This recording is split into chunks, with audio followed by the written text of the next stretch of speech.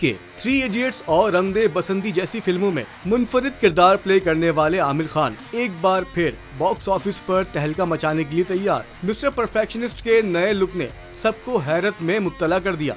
माजी में बहुत से अदाकारों ने जिस्मानी तौर पर मुतादिद किरदारों को अपनाते हुए अपना हुलिया तब्दील किया है, जिसमें अदाकार आमिर खान भी शामिल है। आमिर खान ने कई वर्सेटाइल किरदार अदा किए हैं, वहीं एक बार फिर एक नए रूप के साथ अपने मद्दाहों को हैरान करने में कामयाब हुए। अदाकार की एक वीडियो ऑनलाइन वायरल हो रही है, जिसमें आमिर खान को एक गारों के दौर के इंसान केवमैन के रूप में देखा जा सकता है। आमिर खान प्रोस्थेटिक्स, नकली दाढ़ी और मखसूस मेकअप के जरिए मुकम्मल तौर पर एक नए अंदाज में ढल रहे हैं। उनके पुराने और बोसीदा कपड़ों ने अदाकार की शिनाख्त को बदल कर रख दिया है। सार्फिन कयास आराइयां कर रहे हैं कि ये किसी फिल्म का सीन है या किसी कमर्शियल का हिस्सा। कुछ रिपोर्ट्स के मुताबिक ये सिर्फ एक इश्तिहार के लिए किया गया है।